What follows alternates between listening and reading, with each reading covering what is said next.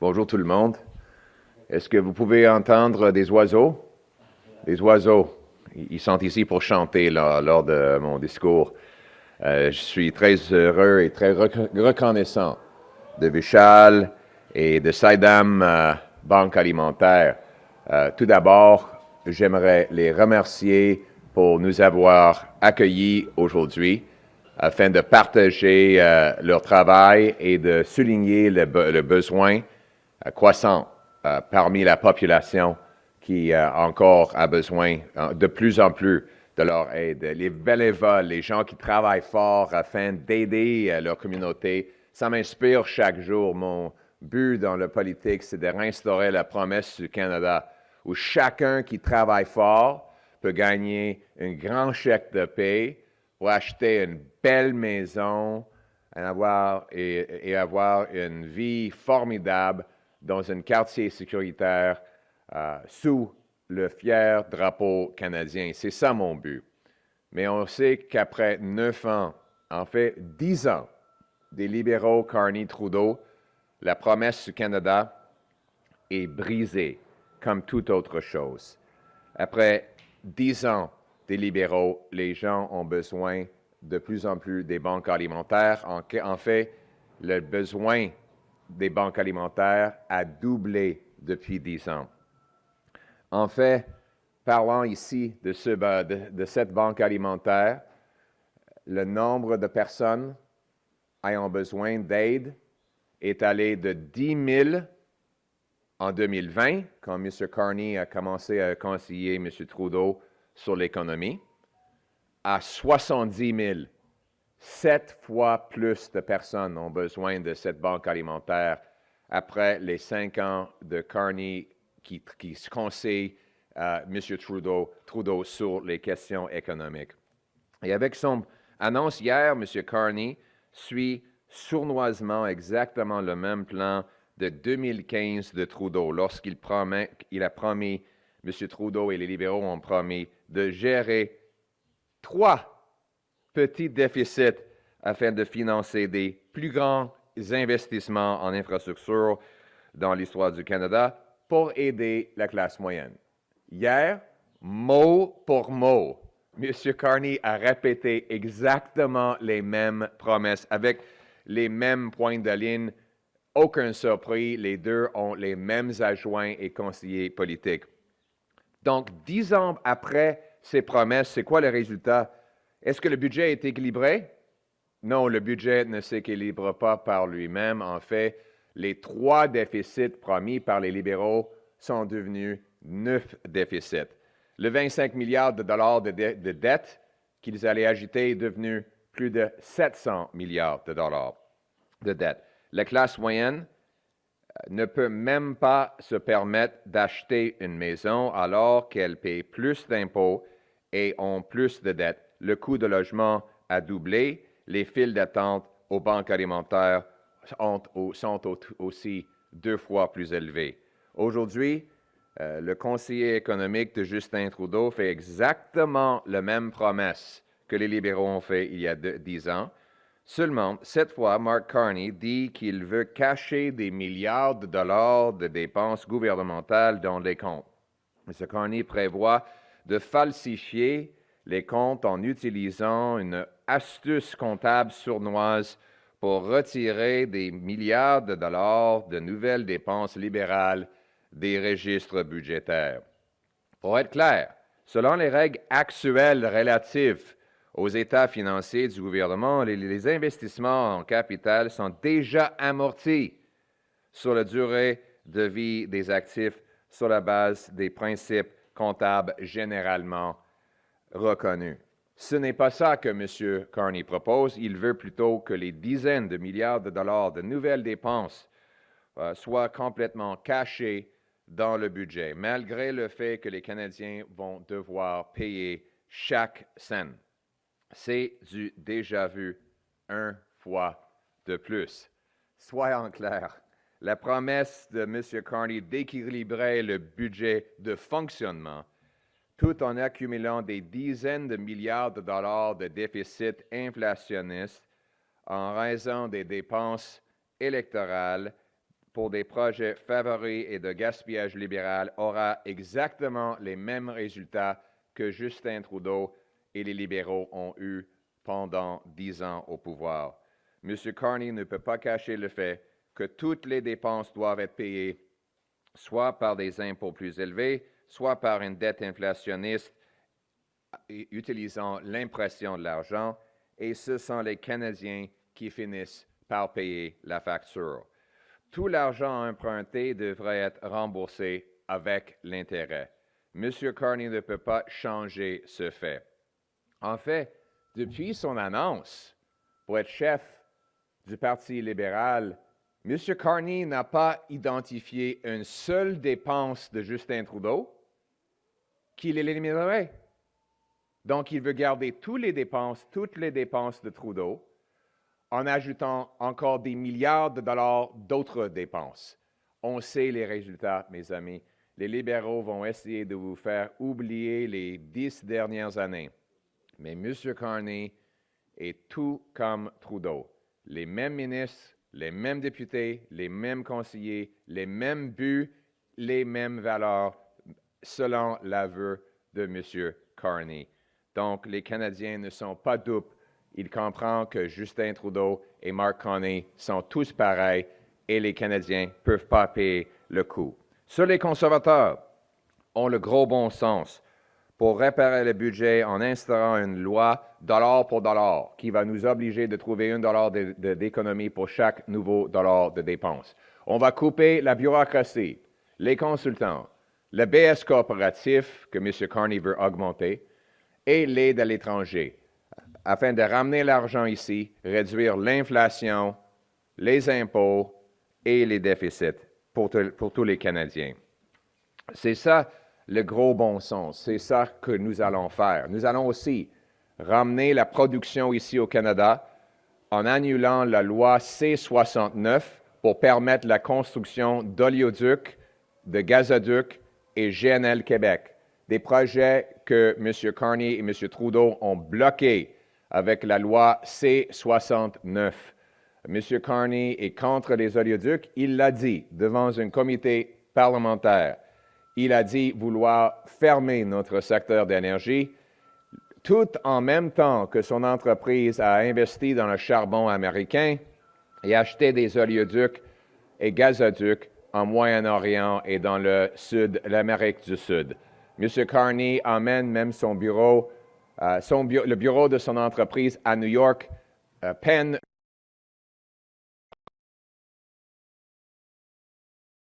il ferme les industries et tue des emplois ici au Canada, tout en aidant M. Trump à voler nos emplois pour aller aux États-Unis.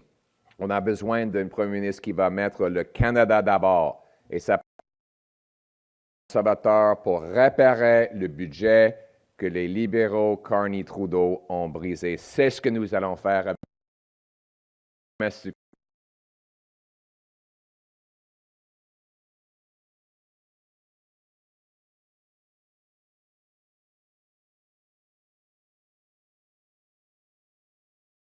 mettons le Canada d'abord. Thank you very much, everyone, for coming here. By some beautiful audio. Vishal and his for the incredible work they are doing to feed the hungry. I understand, Vishal, that 10,000 people it was serving in 2020, and that number has gone up to 70,000. Incredible. 2020 was the year when Mark Carney became economic advisor to Justin Trudeau. How's it been going? Apparently, Mr. Trudeau's been following his advice, but it goes the other way too. Yesterday, Carbon Tax Carney announced that he was going to repeat the exact same promise that Justin Trudeau made in 2015 on budgets. Get this. In 2015, Justin Trudeau said,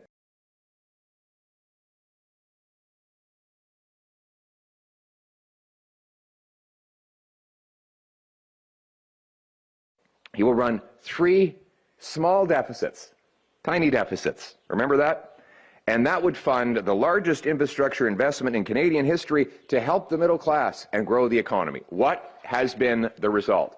Well, those 3 deficits turned into 9 deficits. $25 billion of new debt turned into $700 billion of new debt. The debt, in fact, doubled in that time. And the middle class, 80% of them are paying more income taxes. None of them can afford a home. And we've had the worst economic growth in the G7. That is the result of the promise that Trudeau made 10 years ago. And now Mark Carney is promising 3 small deficits, which he says will somehow cause economic growth and help the middle class. My friends, this is déjà vu all over again. Carney has the same advisors, the same MPs, the same ministers, and making the same liberal promises that Trudeau made a decade ago, but he expects Canadians to be duped for a 4th time. Mr. Carney has been Trudeau's economic advisor for the last 5 years.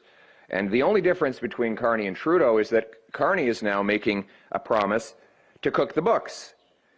He's planning to cook the books with a sneaky accounting trick to take billions of dollars of new Liberal spending off the budget records altogether. To be clear, this is not simply about differentiating between investments and spending. We already have that. It's called accrual accounting. Anybody who's taken a high school course in accounting knows that that means that capital expenditures are amortized over the life of the asset they purchase. That exists in the federal budgeting already. What Mr. Carney is talking about is taking tens of billions of dollars of new spending off the books, hiding it from Canadians, so that he can artificially lower the deficits that people see reported. But that doesn't mean that Canadians won't have to pay the price. In fact, every single dollar the government spends is paid for by Canadian taxpayers, either through taxes today or inflation and debt tomorrow. Mr. Carney's promise will be that the operating budget will somehow balance while limitlessly spending inflationary dollars on pork barrel spending, pet projects, and Liberal waste in order to reverse disastrous electoral consequences that the Liberals now face. Carbon tax Carney cannot change the fact that money will come out of the pockets of the Canadian people. There's no magic to this. Every dollar government spends comes out of Canadians' pockets. Mr. Carney has not identified a single program from Justin Trudeau that he would cancel. On top of that, he has announced billions, if not tens of billions of dollars of additional spending he would tack on top of the current Liberal government's spending. My friends, you cannot get a change from the Liberal government by electing a Liberal government. A 4th Liberal term in office will be just like the previous 3. It'll mean higher taxes, higher housing costs, more food bank lineups, raging crime in our streets. Only common sense Conservatives will fix the budget for real. We will cut bureaucracy, consultants, corporate welfare, foreign aid, and other wasted money. We will also bring in a new dollar-for-dollar law that runs the finances of the country like small businesses, seniors, and single moms run their budgets. Very simple. A new dollar of spending would have to be matched with a dollar of savings. You want to spend more over here, you have to spend less over there. And that will be passed into a law, the dollar-for-dollar law. We will bring down deficits, income taxes, and inflation. We will get rid of the carbon tax. We will lower income taxes. We will take the GST off new homes to save up to $50,000 on the purchase of a house so that our young people can afford a place to live like they could before the Carney-Trudeau Liberals doubled housing costs. We will pass a big, beautiful, bring-it-home tax cut on work, investment, savings, home building, and making stuff in Canada.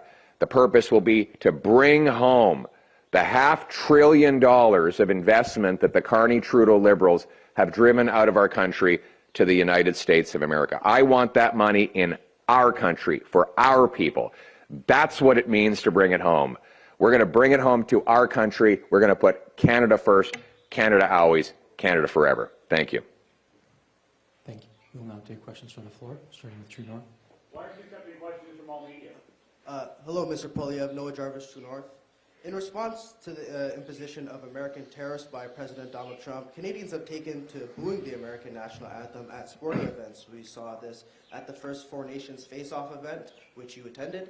Some argue that the booing is justified, while others argue that it is disrespectful. So, at the next Four Nations Face-Off match and at future sporting events, should Canadians boo the American anthem or refrain from doing so? I would focus on cheering on Canadians. I want Canadians to win. I enjoyed the game. Unfortunately, did not enjoy the outcome when I sat down with my little boy, Cruz. It was the first in-person hockey game, and my wife, Anna, was there. My retirement plan is for little Cruz to become an NHL hockey player, so we wanted to get him started early on that. I would just encourage everyone to remember that our disagreement is not with the American people, it's with the American president's unjustified threats of tariffs. And let's focus on building our own country up. You know, Mark Carney took his headquarters out of Canada. The media has been covering this up. The first thing he did after Trump won re-election was to take his headquarters, his corporate headquarters, and send it to New York. So he doesn't have to pay all the taxes that he and Mr. Trudeau have been imposing on business here in Canada. I will do the exact opposite of Carney. I will bring the jobs home to this country and put our country first. Thank you. Thank you. Next question, Y Media. This is Shubi from Y Media. Canadians are looking for a prime minister to show them leadership. So how is Conservative leader Pierre Poilievre's plan and Liberal leader different to the Liberal leader candidate Mark Carney's plan? How's it different? Oui, merci beaucoup. Thank you very much. So here's the difference. Mark Carney, who has been Justin Trudeau's economic advisor for the last 5 years, would bring in tens of billions of dollars of new spending. He would bring in a massive post-election carbon tax on Canadian industry that will drive jobs to the south of the border. He would continue with the policies that have doubled housing costs, doubled food bank use over the last 9 years. Electing a fourth Liberal government in a row will not change what the previous 3 Liberal governments did. You need a new, common-sense Conservative government that will pass a massive bring-it-home tax cut that will to incentivize bringing back the $500 billion of investment Liberals drove to the United States so that Canadians can build factories, pipelines, mines, LNG plants, technology, and countless other assets that generate income for our people on this side of the border. We will go from having the worst economic growth in the G7 under Carney Trudeau over the last 5 years to having the best economic growth in the G7. We will repeal the unconstitutional No New Pipelines Law, C-69, so that we can take back control of our energy and our resources. We can ship Canadian energy to Canadian workers, to Canadian businesses in this country we all call Canada. Liberals will drive jobs and investment away. Conservatives will put Canada first. En français, M. Carney est le conseiller économique à Justin Trudeau depuis 5 ans. Les résultats, c'est doubler le coût de logement, doubler la dette nationale, doubler les lignes d'attente chez des banques alimentaires. Il va continuer avec les mêmes politiques de dette inflationniste et de taxes et impôts qui tuent des emplois. Après 9 ans de Carney et Trudeau, nos emplois et les milliards de dollars sortent de notre pays vers les États-Unis. Les conservateurs, par contre, vont couper les taxes et les impôts pour ramener l'investissement ici au Canada. On va annuler la loi C-69 pour bâtir des oléoducs, des gazoducs, des usines de liquéfaction de gaz naturel. On va couper la bureaucratie, l'épaisse coopératif pour réduire les dettes, les impôts et l'inflation. C'est ça un vrai changement, mais il faut voter pour une partie de gros bon sens pour mettre le Canada d'abord. Thank you. Next question. Prochaine question. Go ahead, sir. You're Oui, up bonjour, Jérémy Bergeron, journaliste à Radio-Canada. Ma question, j'aimerais bien avoir la réponse dans les 2 langues officielles, s'il vous plaît. Quel doit être, selon vous, le rôle de CBC Radio-Canada comme diffuseur public? Merci beaucoup. Nous allons couper le gaspillage parce qu'après 9 ans des libéraux de Carney-Trudeau, on gaspille l'argent sur beaucoup de choses. CBC, par exemple, il y a presque personne qui regarde la télévision de CBC. Et en même temps, on dépense plus de milliards de dollars avec des grands bonus aux cadres de CBC. On va arrêter de gaspiller l'argent quand je deviendrai Premier ministre. En coupant le gaspillage, on va pouvoir réduire les déficits, l'inflation et les impôts afin de mettre plus d'argent dans les poches des Canadiens. Thank you very much for the question. We have to cut waste and mismanagement in this country. After 10 years of the Carney-Trudeau Liberals, they've increased government spending by 80%. They've increased the debt by over 100%. And much of it has gone to waste. For example, almost nobody watches CBC television. They have among the worst ratings of any network. And yet, Trudeau gives them billions more. We're going to cut wasteful spending. Not just there, but across the government to bring down inflation, deficits, and taxes. That's common sense. Now let's bring it home. Thank you. Next question. News. Good morning, Mr. Poilievre. David Menzies with Rebel News. Mr. Poilievre, you recently said that any foreign nationals who are convicted of anti-Semitic crimes in Canada should be deported. Mm-hmm. But that is a very high bar. There have been very few arrests and very few prosecutions over the past 16 months. Indeed, according to police and prosecutors, the anti-Semitic encampments at universities were not crimes. Shouting for a new intifada and promoting genocide are not considered criminal. Question: would you be open to reviving Stephen Harper's ban on the glorification of terrorism? Thank you. We're going to be releasing our election platform once the writ is dropped and the election is called. So you'll have to wait until then for those sorts of final decisions and commitments. But what I've made clear is that we have to reverse the hate and division that has been unleashed in this country over the last 10 years. The radical woke agenda that Justin Trudeau instituted and that Mark Carney has said explicitly he wants to continue has divided our people. He's broken people up into different ethnic, religious, cultural groups and turned them against each other. Liberals have deliberately divided community against community for electoral gain. And they have put in place an ideology that obsesses about every single possible ethnocultural division. And what is the result? A 251% increase in violent hate crime under this last decade of the Trudeau-Carney Liberals. So I will end that radical woke ideology. I will treat every single Canadian equally. We will cut off the funds that have gone to anti-Semitic groups and to other hate mongers.